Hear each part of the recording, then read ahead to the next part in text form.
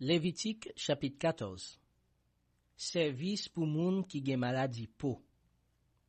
Seigneur parlé avec Moïse.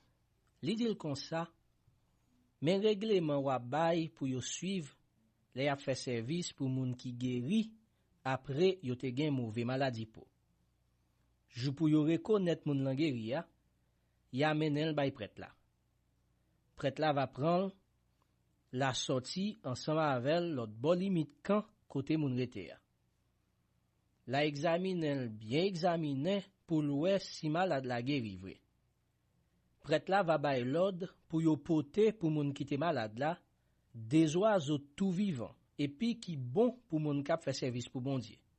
Ensemble avec yon morceau bois cèdre, yon morceau toile camoisi ak yon ti branche hysope. Après ça, prêtre là va bay l'ordre pour yo touyer premier oiseau en haut yon bol en fait plein de l'eau frais. La prend l'autre oiseau tout vivant ensemble avec bois cèdre là, morceau toile camoisi ak ti branche hysope là, la plonge yo dans 100 oiseaux te touyer en haut de l'eau frais. Après ça, la voye 107 fois sous moun qui te gen mauvais maladie peau et puis la dit moun nan en condition encore pour faire service bon Dieu. La lague oiseaux vivants pour le voler al faire route li nan bois. Moun qui te malade là va laver rad qui te sous li yo. La calé tête li net. La baigner nan gros de l'eau et puis la nan condition pour faire service bon Dieu encore.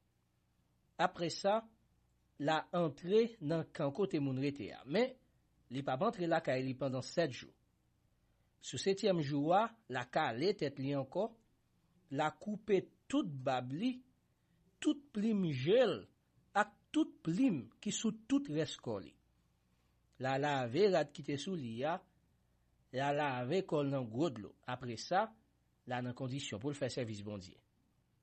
Sous 8e jour, la prend des ti bélier qui pa gen aucune infimité ak yon ti femelle mouton qui gen 1 an et puis qui pa gen aucune infimité.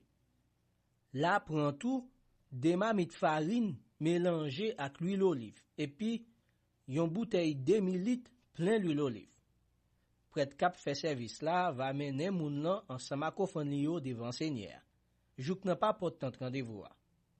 Rive là, prêtre là va prendre yon nan ti bélier yo, la offril ensemble avec 2000 litres l'huile là bay Seigneur pour payer pour ça moun nan te fait ki mal. La balance yo devant Seigneur tant que yon offrande spécial pour Seigneur. La touye ti mouton côté yo kon touye bête yo offri pour demander pardon aussi non pour boule net là, nan côté yo mette ya pas pour service bon Dieu. La fait ça comme ça parce que bête moun yo offri pour payer pour ça yo fait ki mal là, aussi non pour demander bon Dieu pardon, c'est pour prêtre la lié. C'est yo offrande yo mette ya pas net pour Seigneur.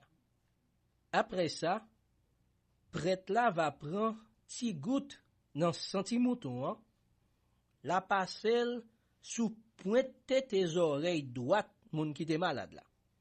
Sous gros pouce main droite li ak sous gros orteil pied droite li. Prêtre là va prendre ti goutte l'huile dans bouteille là, la vide dans plat main gauche li. La tremper yon douette main droite li dans l'huile qui dans plat main gauche li. Avec douette là, la voyer ti goutte l'huile 7 fois devant l'autel bon Dieu. La prend ti goutte dans l'huile qui dans plat main gauche li la mettel même côté li te mette senti mouton. Qui veut dire sous pointe tes oreilles droite moun lan, sous gros pouce main droite li ak sous gros orteil pied droite li. Le fini, la vide reste l'huile qui dans plat main lan sous tête moun lan. C'est comme ça prêtre la va faire service pour demander bon Dieu pardon devant l'autel Seigneur. Après ça, prêtre la va faire offrande pour payer pour ça moun lan fait ki mal. La fait service pour demander bon Dieu pardon pour moun qui te malade là. La touye bête pour yo boule net là.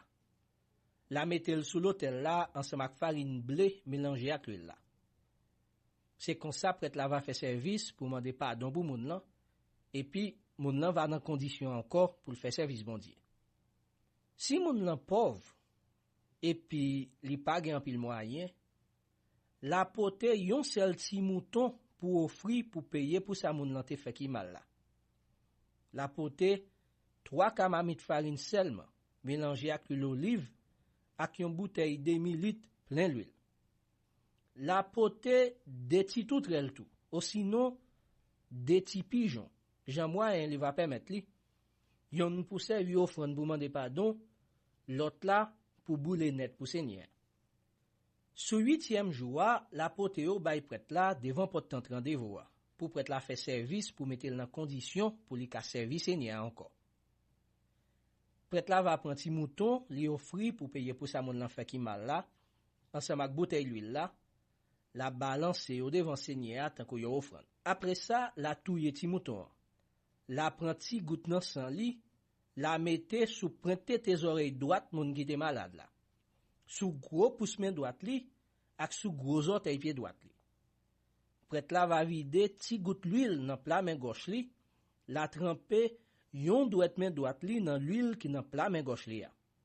Avec douette la, la voye l'huile là 7 fois devant l'autel Seigneur. Après ça, la prenant l'huile qui nan main gauche li a, la mette le même côté li te mette senti mouton. Qui veut dire, sous pointe tes oreilles droite moun nan, sous gros pouce main droite li, ak sous gros orteil pied droite li a. Le fini, la vide reste l'huile qui nan plat main gauche li a sous tête moun nan. C'est comme ça la fait service pour demander bon Dieu pardon devant l'autel Seigneur. Après ça, la offri tout trel yo, aussi non pigeon yo, d'après sa moyen moun lan te permettre li. Yon pour demander pardon pour péché, l'autre là pour yo boule net ensemble avec offrande farine blé. C'est comme ça prêtre la va faire service pour demander bon Dieu pardon pour moun là.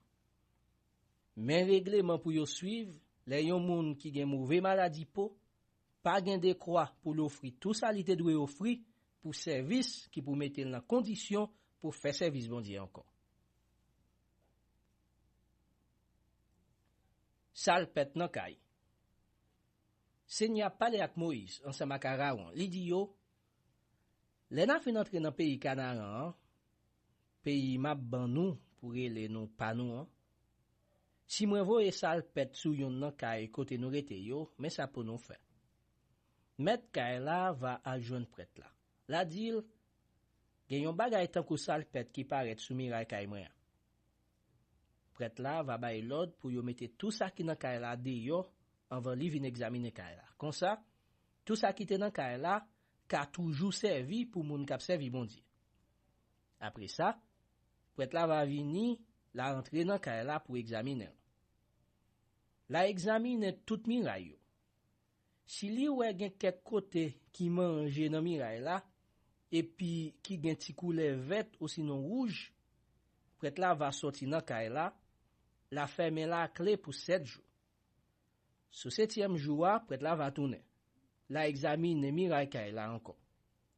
Si li wè tache la gaye sou miray kay la, prêtre là va bay l'ordre pour yo ouete roche côté ote joine salpet la. Ya voye roche yo jete yon côté en dehors la ville la. Côté yo mette bagay qui pa ka servi pour service bon Dieu.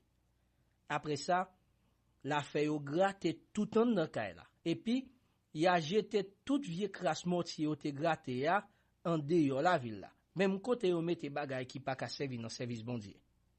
Ya prend l'autre roche, remplace roche yo te wete yo, et puis ya recrépi kay la. Si salpet la paraît encore, après yo fin wete roche malade yo, après yo fin gratte kay la et puis yo recrépil, prêtre la va tourner vin gade. Si li wè salpet la gaye nan kay la konnen kay la gen yon mauvais maladie sou miray li. Moun kap servi bon Dieu pa ka rete la dan. Le sa, ya démoli kay la net et puis ya prend roche, bois, mortier qui te nan kay la, ya voye yo jete en dehors la ville la. Côté yo mette bagay ki pa ka servi pour service bon Dieu. Tout moun qui te entré en dan kay la, le kay la te fermé an, pap nan condition pour servir bon Dieu jusqu'à soit arrivé. Tout moun qui te couché ou sinon qui te mangé en dan kay la, va gen pour laver rad qui te sou yo. Les prêtre la vin gade ya, si li te jwenn salpet la disparaît net après yo te fin rekrepi kay la, prêtre la va faire konnen kay la nan bon condition encore pour moun kap servi bon Dieu ka rete la dan, parce que salpet la disparaît net. Après ça, prêtre la va faire service pour rete péché nan kay la. La prend des oiseaux, quelques morceaux bois cèdre, yon morceau toile kamoisi ak yon ti branchi zop. La touye yon nan ti oiseau yo en yon bol en terre plein de l'eau frais. Après ça, la prend brasset la, ti branchi zop la, morceau toile kamoisi ya, ensemble ak l'autre oiseau qui vivant, la plonge yo dans 100 premiers oiseaux qui mélange ak l'eau frais. Après ça, la vouer 7 fois sous kaila. C'est comme ça prêtre la va faire service pour être péché dans kaila avec sans oiseau, de l'eau frais, oiseau vivant, bois cèdre là, ti branchi zop là et puis morceau toile kamoisi. Après ça, la lage ti oiseau vivant pour le voler al faire route li nan bois en dehors la ville là. C'est comme ça la fait service pour demander bon Dieu pardon pour kaila et puis kaila va dans bonnes conditions pour moun k'ap servi bon Dieu k'arrêter là dans encore. Mais règlement pour nous suivre, les yon moun gen mauvais maladie peau, ou sinon pias, les cani tomber sous rad, ou sinon les salpet paraît nan on kay. Les yon moun gen yon côté sous pôle qui enflé, ou sinon les li gen yon bouton ou encore yon tache qui paraît sous pôle. C'est comme ça na konnen les yon bagay nan bonnes conditions, ou sinon les li pas dans bonnes conditions pour moun k'ap servi bon Dieu. C'est tout règlement yo ça pour mauvais maladie peau.